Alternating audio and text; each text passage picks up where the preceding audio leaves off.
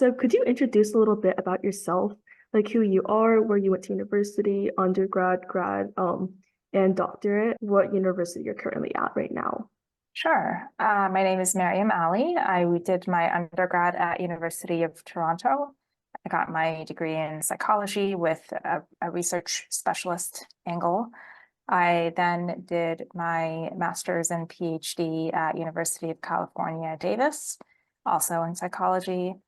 Then I did postdoctoral training at Princeton University in neuroscience, and now I am faculty at Columbia University in psychology. Oh wow, that's really impressive. So how did you get interested in research in like the first place? Like was there like a particular thing that you were like immediately drawn to? Sure. I'll give you the slightly long answer, but it Okay. took me a while to kind of figure out what I was interested in. So when I was a kid, I was variously interested in different parts of science, but I became really fascinated with visual illusions. So I found a book in the library that had these illusions, and it would describe to you what causes the illusion. And I was really fascinated by it because even if I read the description of how the illusion worked, I couldn't make myself unsee it. So the illusion was Yeah. always there, even if I knew why it worked. And I found that really amazing because I thought you should be able to like talk your brain out of seeing the mistake. And so that's when I became kind of really interested in things related to seeing and vision and memory, but I didn't know what psychology was. And so when it was time to apply for college, I was mostly focused on like biology programs because I thought that was maybe a little bit close to what I was interested in. My family is very into like the hard sciences and engineering, so I Oh, was okay. encouraged in that path. And I thought psychology was like therapy or counseling, so I didn't look into psychology programs. But then when I was in college, I took an intro psych class to fulfill a breadth requirement. And then I discovered that psychology is a science that allows you to study the mind and brain and cognition and perception and memory. And so I switched my major to psychology, and my family was extremely alarmed and tried to talk me out of it. But that's how I kind of finally found the science that allowed me to study the things that I'd been really interested in since I was a kid. Yeah, that's really cool. And I looked at a lot of your research and it focuses on how attention and perception impacts your memory formation, right?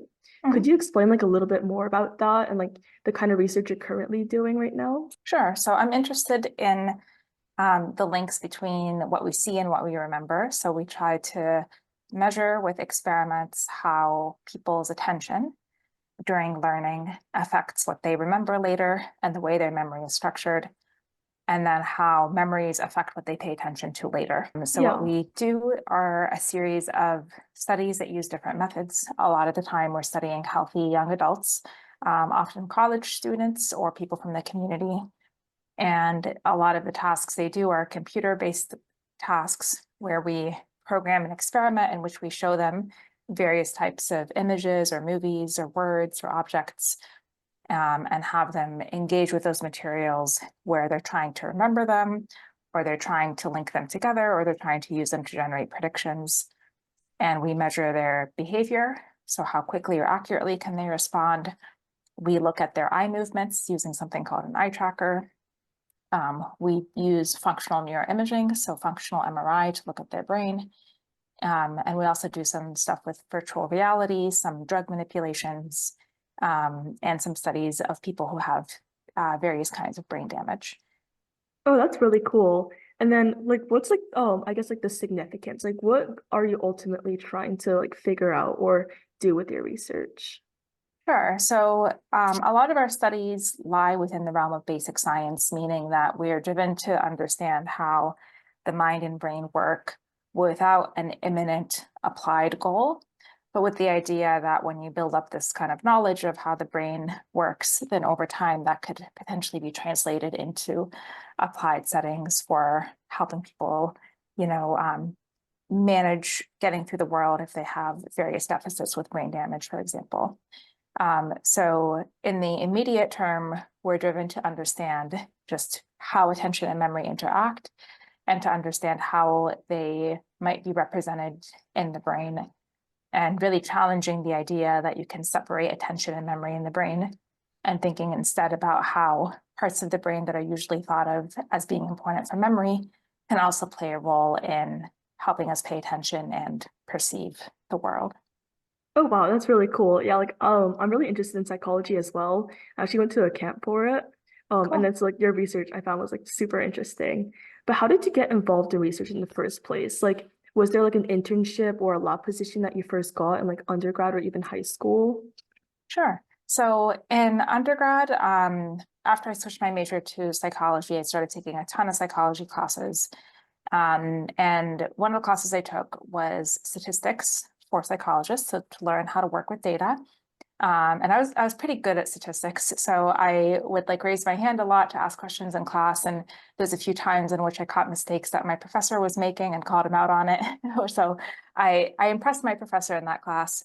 And the reason I mention that is because we had like a good rapport, and I thought, well, why don't I ask him if I could get into his lab to do research? And so I kind of just decided one day to like just ask him and Oh see. wow. And so I just was like, I was sitting next to my friend and I was like, I wonder if he would let me into his lab. I think I'll ask. And then I just went down and asked him before class started. And conveniently, there happened to be an opportunity to get funding to do research over the summer. And the deadline was in like 3 days. And so I put together the application, very short notice, and I got it. And Wow. so yeah, I was very lucky.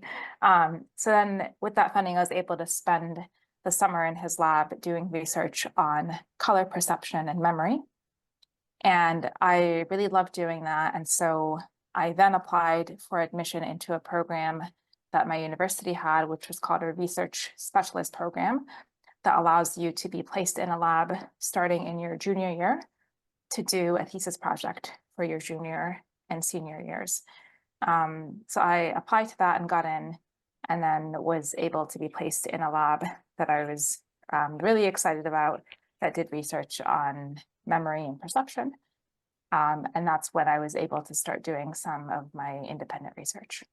Oh wow, that's really cool. So like what do you enjoy most about your research? And like what's the biggest challenges you faced? I really enjoy working with students. So I really like training students on how to do experiments, how to design experiments, how to interpret the data, how to analyze the data, and work with them on like writing the paper and presenting their work at conferences.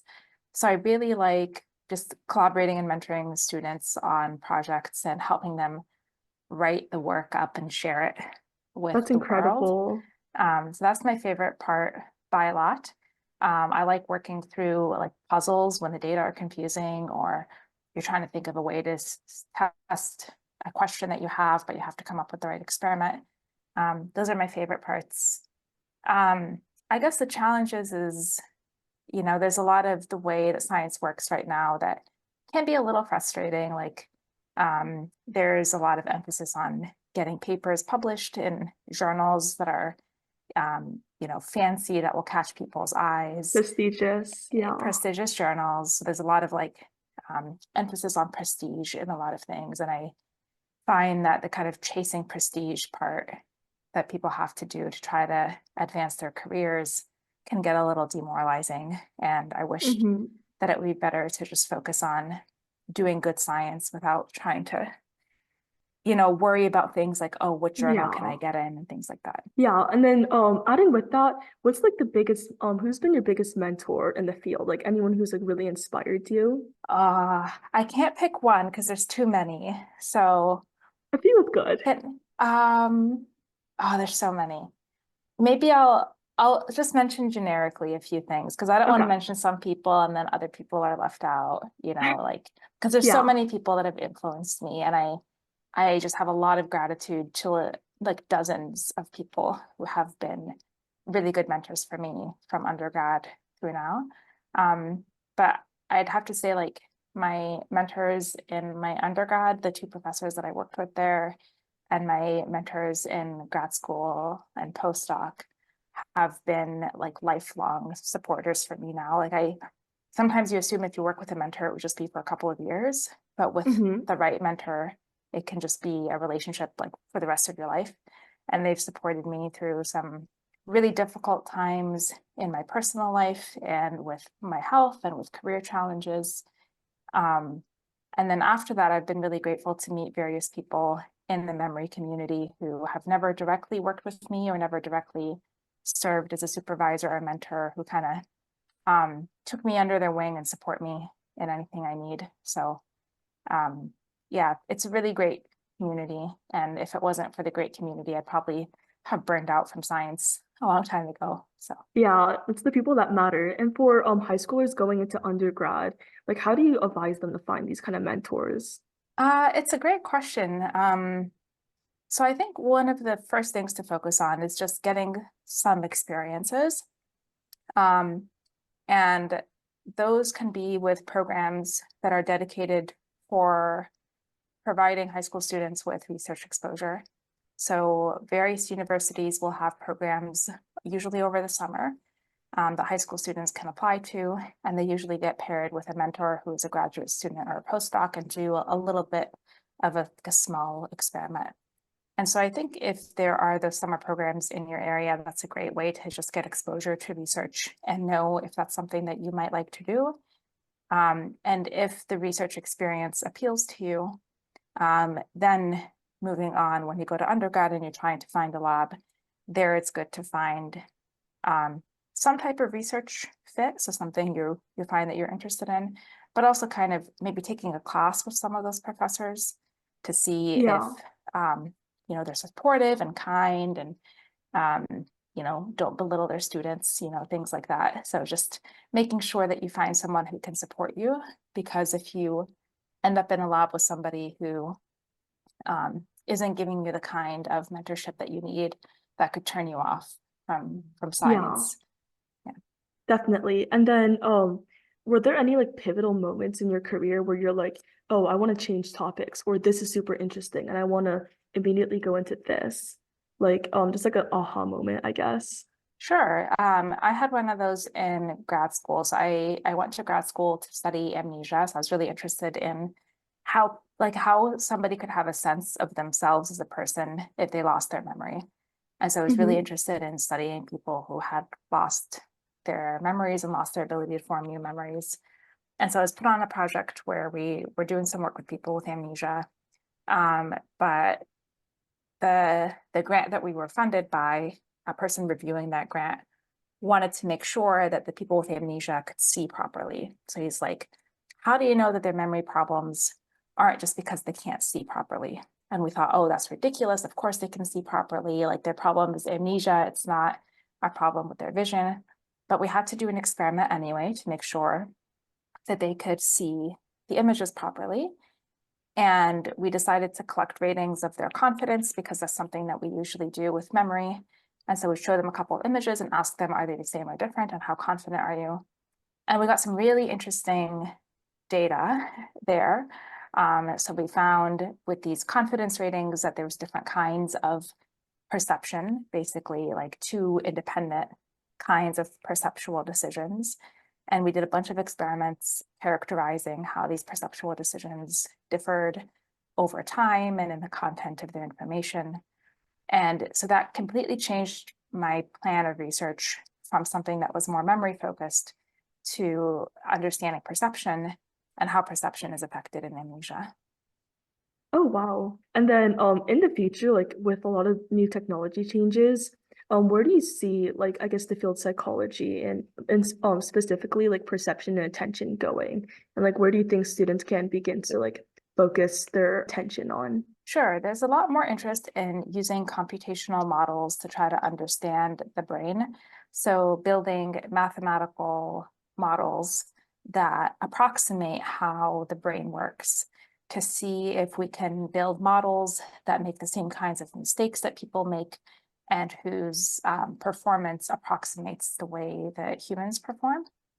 And so my suggestion is that because a lot of these computational modeling approaches are gaining dominance in fields like psychology and neuroscience, that if you're interested in getting into this field, it can be really useful to learn programming and to not shy away from math Statistics is math, and statistics is Yeah, something that we use a lot. And so sometimes people don't really like those things. they're hard But subjects. they're hard subjects, but to not feel afraid of them because they can be very useful for understanding behavior and cognition in the brain. And when you learn them, it will make your future work much easier for you. And it also helps you learn a lot of really valuable skills that you can then use for any job if you later decide that you want to switch tracks a little bit. Yeah, definitely. And then adding on to that, like what kind of skills do you think high schools can begin to develop now? I think learning some programming languages is going to be very valuable no matter what you end up doing. If you want a career in science or computer science, or there's a lot of different fields where some exposure to computer programming is going to be useful. It could be because then it helps you learn how to build websites better, or it could be because then you could program experiments or analyze large amounts of data. So I think it's going to be a useful skill. So that's something that's worth doing.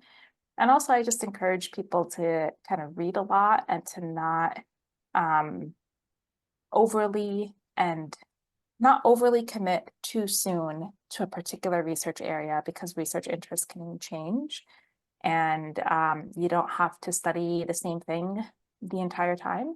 And so Yeah. just exposing yourself to lots of different fields and subfields to see where your interests lie. Yeah, and then last few questions. What kind of advice do you wish someone gave you before you went into research? I guess I wish I'd had a better sense of the various opportunities that one would have to do research. So I thought that if I wanted to do research, then I would pursue graduate school and postdoctoral studies and then become a professor.